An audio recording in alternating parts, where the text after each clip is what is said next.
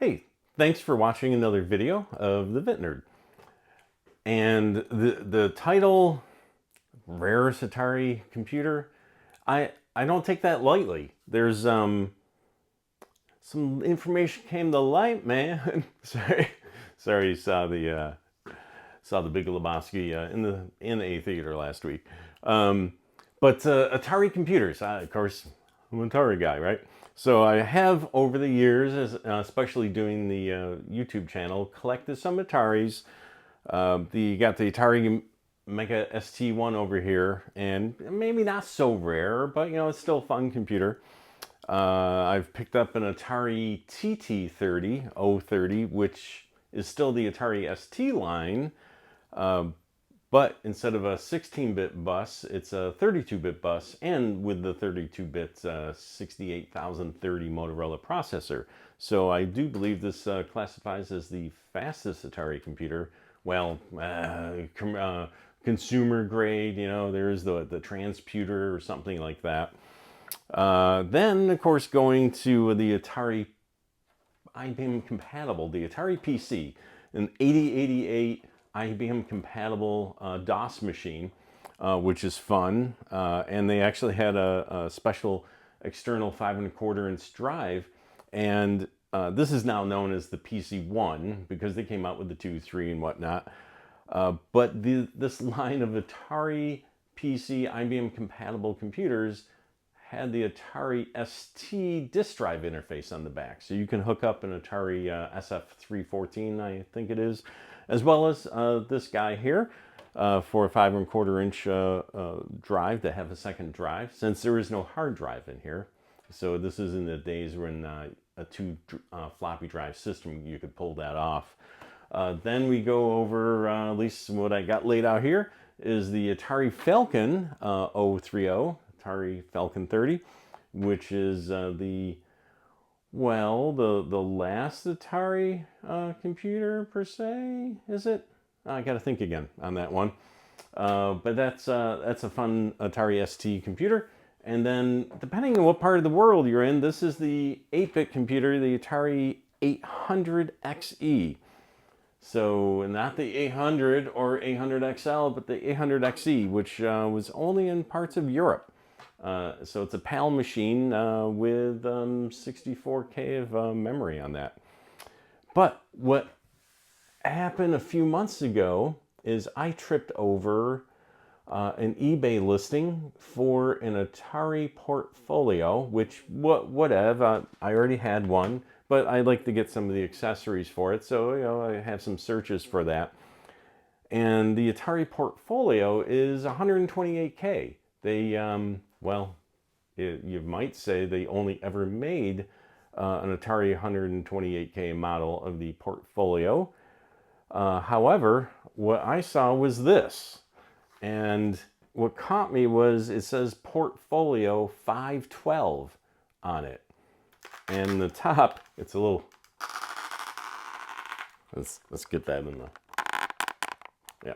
So on the top is Portfolio 512. And I'm like, did somebody just recreate this? Because you can get 512K upgrades for portfolios, even in the day. But to go that far, to change the bezel and everything. And then what really sealed it for me, though, was on the back. As you can see here, the part number, HPC 004, which is a common portfolio to find out there, but then -512. And I'm like, this, I've never seen, you can't, well, now you can, because I've posted this over the last bunch of months about this model number. You can't find it anywhere online. It doesn't exist, which just begs the question, was what is inside here? Did they redesign the motherboard for the Portfolio to get on the extra chips? Did they use different chips that they were able to cram them in? Did they get a third-party board, or maybe design their own third-party board and put that in here? So that is something to consider. Now, when I got this, it came along, let's do that again.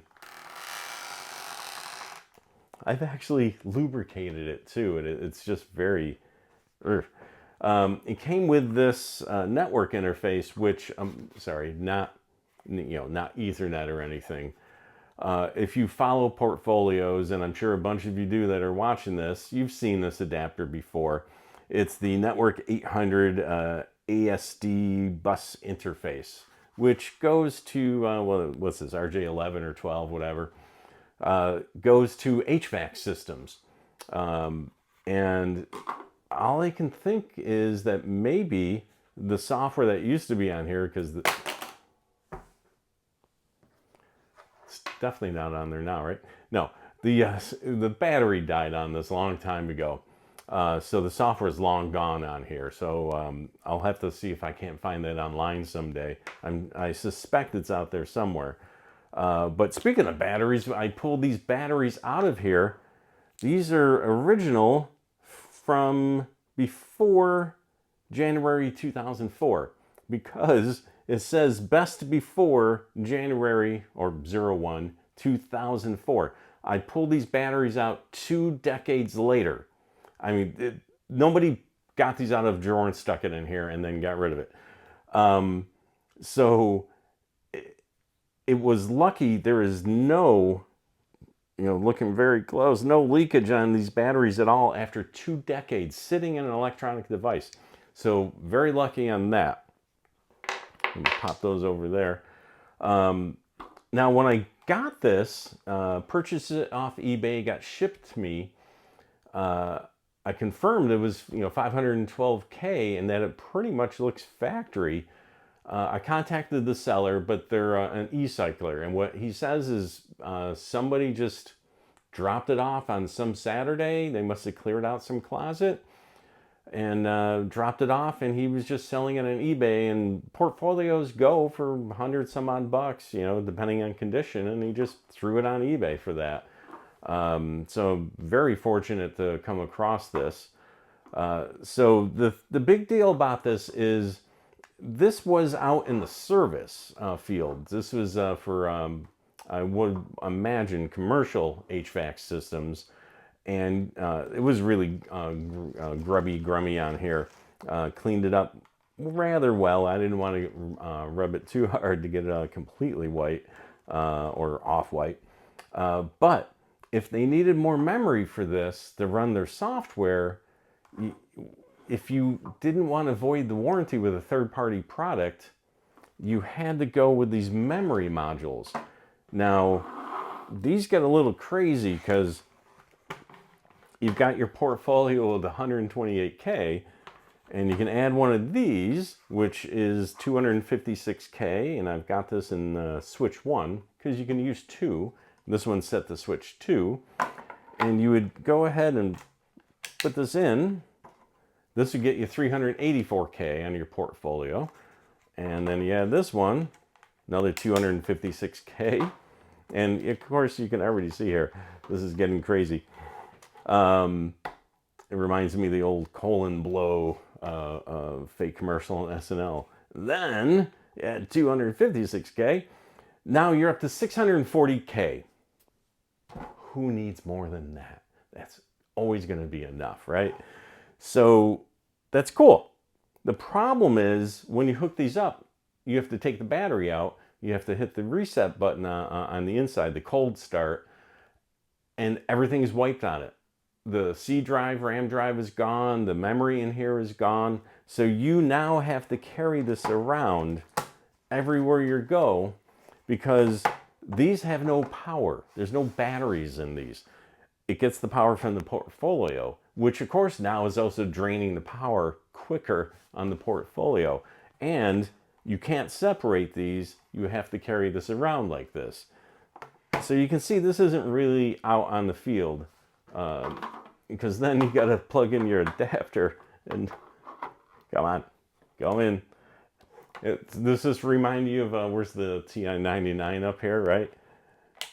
Who does it better? So there you go. Now you're working out in the field with 640K palm top computer. Nice little console I got going on here. One of the nice things though is if you put your PC card Portfolio card in here. There's your drive A. Drive C is the RAM drive inside, but there's a card slot on the back here, and you can put in drive B. So you got drive A, drive B, and drive C inside. Now there's another card slot on the second memory expansion unit, but now it's too far down the line and doesn't work. It's not supported. So there you go. That's your full layout. So you can see why having a 512K model, which was probably easier to do with RAM chips, you know, coming in 256K or iterations of divided by 8 or whatever you want to do. So I can see where they probably just went to 512K. But let's find out how they did that. I'm going to go ahead and open this up.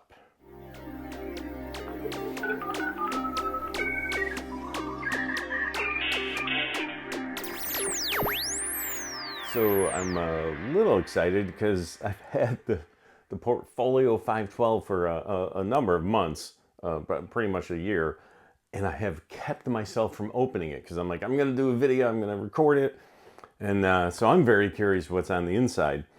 I've got the standard 128K Portfolio here, which is just known as the Portfolio.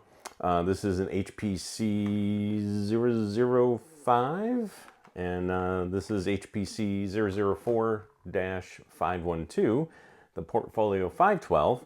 And you can see here, I've got check disk typing out again. 126 whatever thousand, 128K. That's what's usable left here is the 126,000. And over here is 520,000 for the 512K model. Of course, a K being 1,024. So that's why it's above 512,000. What I want to do is open the 512 after the 128. That way we can compare one of the original boards to whatever is in this one. And then I figured I'd open up the memory expansion, Memory Expander Plus for good measure. So first things first, I've got my straps on. I got my grounding wire over here as well. Let's go ahead and shut these off. Off. That one doesn't. Take that one a little easier. Let's go ahead and get the batteries out of these. And we'll go ahead and keep these parts separate.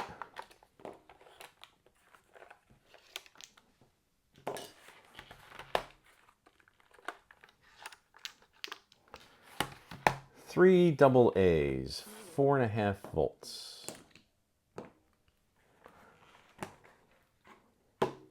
All right, we're gonna need access to here. And let's do the memory expander first for the heck of it. I don't think I've opened one of these before. I'm honestly not even sure if I can name the chips that these are probably using. If they're using anything odd, I want to keep touching ground just in case, but I'm already strapped. Okay, so that comes off easy. And we can see this is the card interface for that second card. Kind of nice that they put that in there. And we got chips under there. I'm going to say these 4 outer posts. I was also noticing the bezel is much darker on the 512. I wonder if a decision was made to make it a slightly different color-wise, because, I mean, essentially it's a different model, right? I mean, if you've got the 65XE and the 130XE is pretty much the same, but more memory, it is a different model, though. So this is a different model. They may have changed the color in the bezel for that. Or it's just what they had at the moment. This should lift up. Never want to force any of this.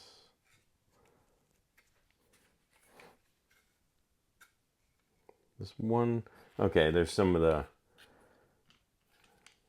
sticky stuff holding that in place. Just carefully get it to release. Come on. I'm gonna have to chisel.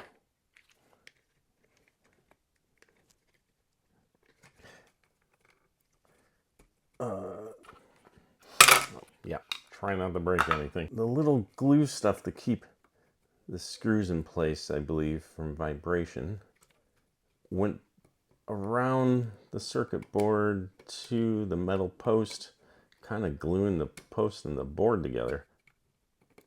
There we go. Okay. This should lift up. Nice. So there's our memory. Sony CXK58257M-12L. It's gotta be the memory, 4 chips. If this is 256K, these are gonna be somewhat some kind of 64-bit by 4, whatever. I'd have to look up that number. Okay, and I'm also seeing some corrosion in here. This memory expander does work for me, but looks like I definitely need to do some cleaning up in there. Okay, so we'll put that one aside. So we got that. Now let's go ahead, take the 128 apart.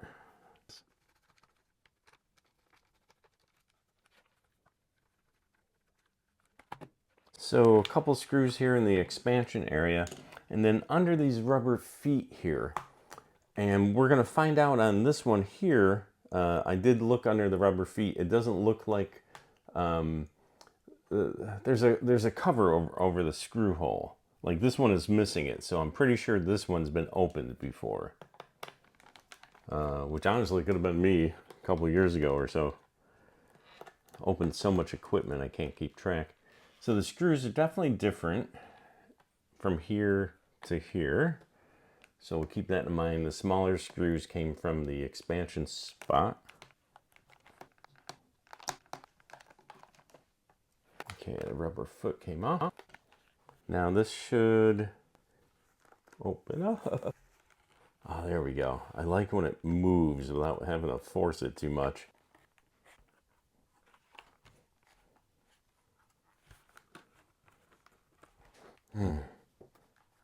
Ah, there we go. Okay.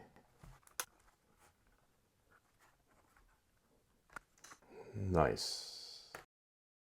This is the standard portfolio with 128K. And what I can see in here,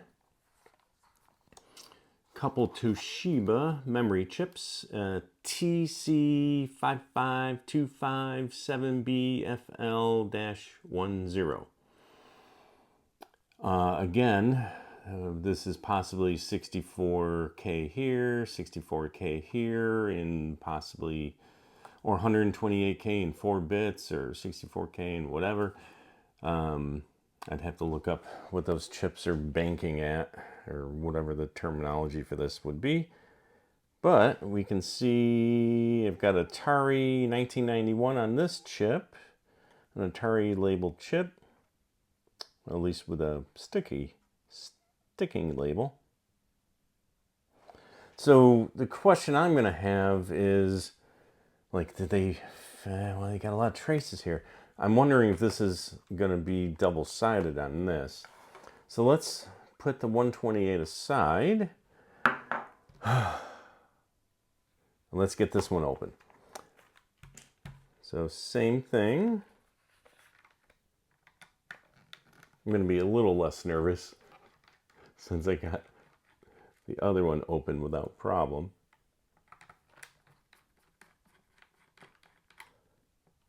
This should be the same thing. Should be, right? So this is where I noticed before when I checked to see if this was ever opened, because I was wondering if somebody opened it, upgraded the memory, replaced the bezel with a custom bezel that nobody has ever seen.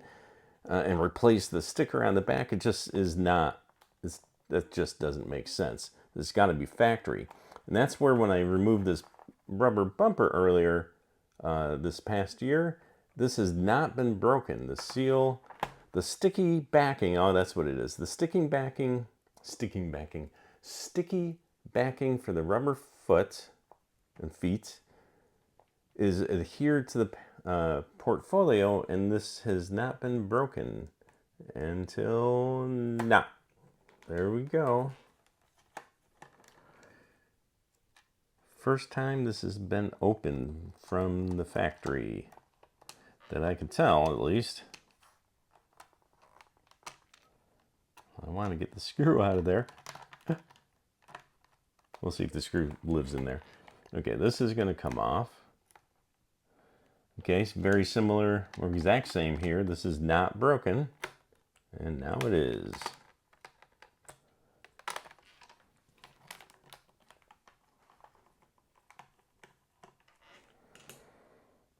Okay. Let's do that again. Oh, nice. Coming off a little easier.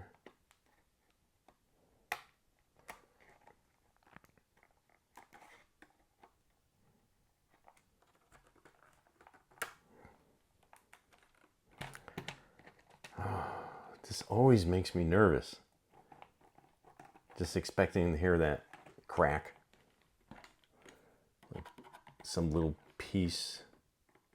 Okay, so the battery metal is holding on, keeping it from coming out. There we go. I had to loosen this little piece here from the plastic. Okay. Ooh, I'm so close.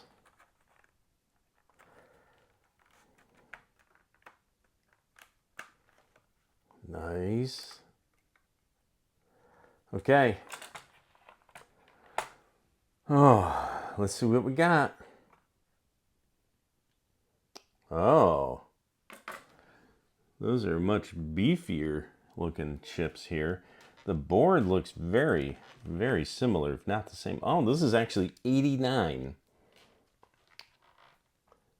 So apparently 2 years after coming out with a standard model, the release of this HPC-005 model, 2 years before that was this HPC 004-512. And the memory chip on it, instead of Toshiba, they're using, let's see, Japan, HM, get a little closer, and squint, HM62812BLFP-8. Well, I'm definitely going to have to look that up. Did they put my memory on the other side?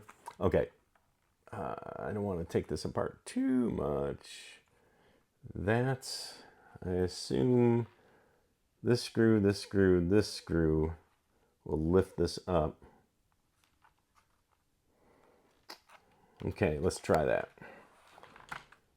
So I'm gonna turn this, yeah. This is the cable for the display, and I'd rather not remove that if I don't have to. So that loosens that. Okay.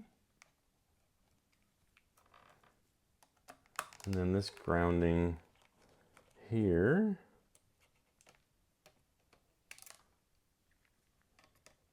Okay, that's a different screw. That's smaller than the first one I took out. And this is smaller, the same as that small one there. I'll move these wires out of the way. This is almost loose. Well, that cable's holding it. Can I, is this attached here to this? Not that I could, oh, okay. Let's move the battery bed there. Can we get this out of the way a little bit? What am I holding on to here? Oh, I gotta, okay, we have a connector here and a connector here.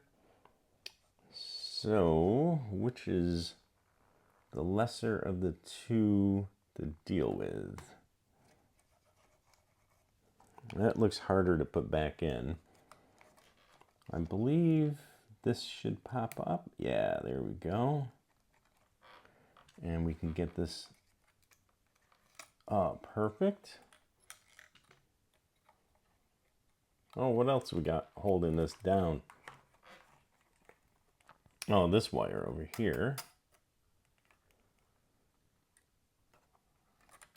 Maybe those, well, something's ROM and something's RAM. So that is soldered in place, and I don't want to mess that up.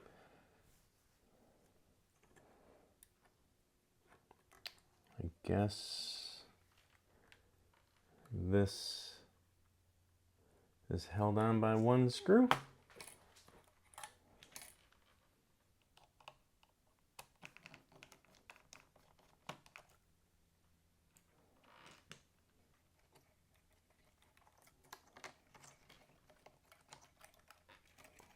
There we go. And even though we're free and clearish, I still want to watch out for this cable down here. Okay. So there is more RAM on the back side. I thought there was.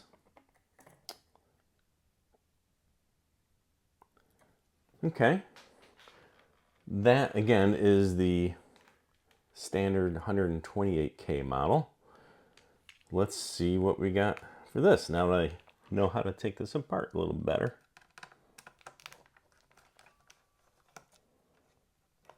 We got the bigger screw.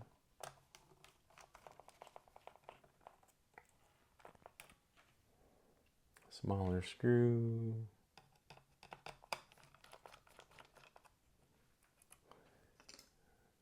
Oop. And then this screw.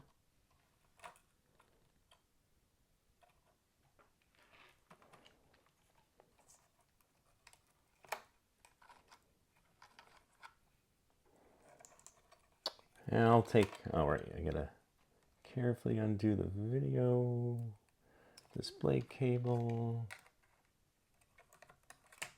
Nice. I'll take some really good close-up photos when I get all settled here, and then, okay. Ugh. What do we got? I've looked this up before and I can't remember. We've got Toshiba on this side, and the 128. Obviously, we've got CPU and RAM and some ROMs. That's possibly 2 ROMs here. Gotta stop dragging that.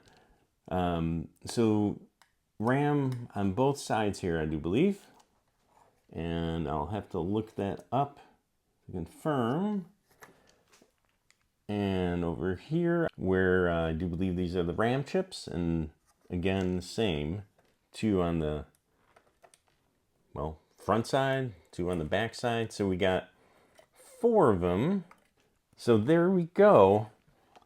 Now, was there any other changes on this board? Oh, there is. Okay. Because you can't, you typically can't just take a design with 128K and just slap bigger chips in it. You've got more address lines and other memory management considerations. And I can see here that as much as these boards look the same, there's a couple design changes.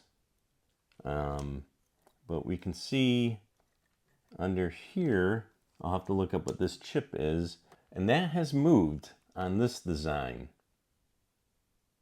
Oh, and well, that makes sense. There are more wires, more pins on this. So they had to move this chip. That got moved over to here. And this chip doesn't seem to have moved. A couple other things got moved around.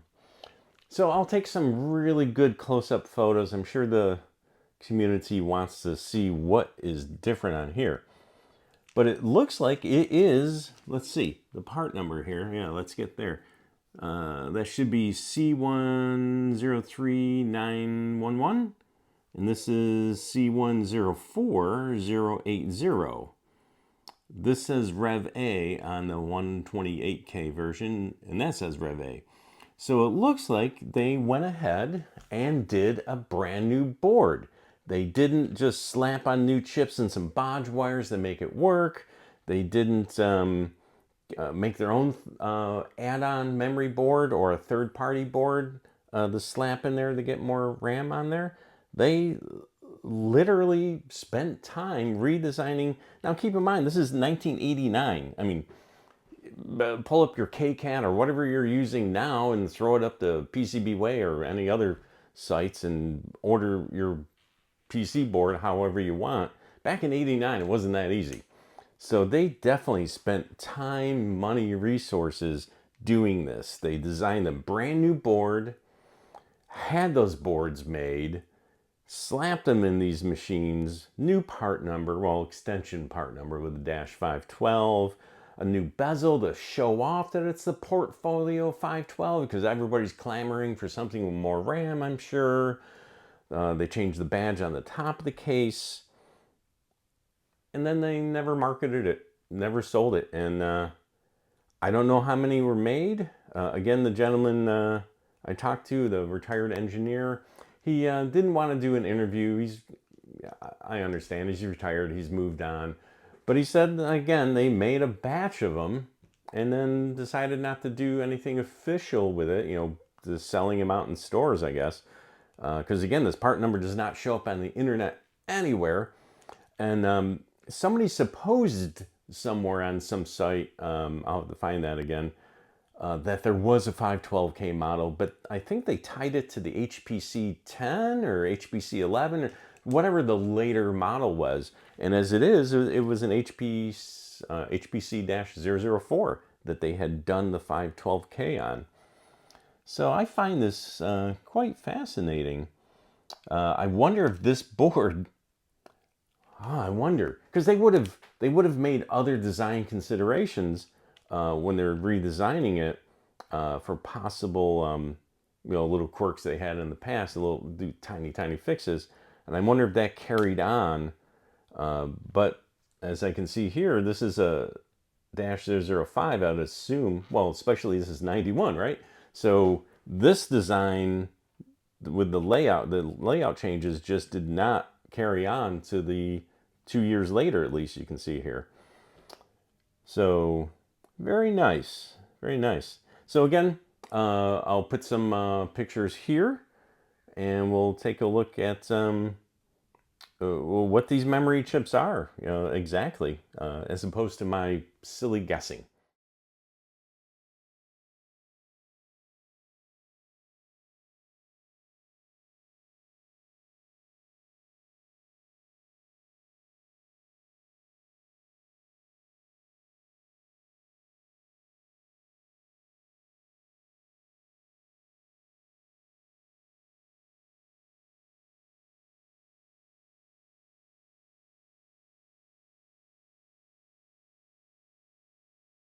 So with that, I'm excited to show this inside of wow, there's a lot of terminology here. Inside the Atari Portfolio 512 model HPC-004-512 is an unknown motherboard, previously unknown motherboard, which is, I assume this is correct for this motherboard here, C104080-00 Rev A. And going off this date here, this is 1989. And I don't know if there's another model number on this side. Nothing I can see offhand, but there's so much here. So way cool. Nice. Okay, well, hey, thanks for watching another VitNerd video. I'm certainly going to do some follow-up stuff with this.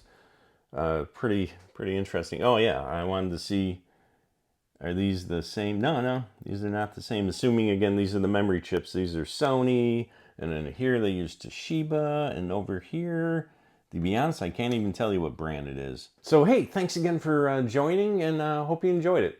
In the comments, let me know, maybe you've used one of these. I mean, that's, okay. I am remembering now. Okay, so a year ago, I'm just, like I said, somewhere in this video, elsewhere, I'm pretty sure, I'm cruising eBay, Portfolio accessories, and the Portfolio 512 shows up. Just, you know, I could see the bezel and I'm like, what is that? Never seen it before, ever. Nobody, I can't find it online. I buy it, it gets here, I work with it. I'm like, this is great. I post it online because I'm like, is this real? I can't find the part number. Did somebody mock this up? What is going on? So between that, talking to the message chatting with the former Atari engineer working in Japan, verifying that they did make them. He doesn't know what happened with them.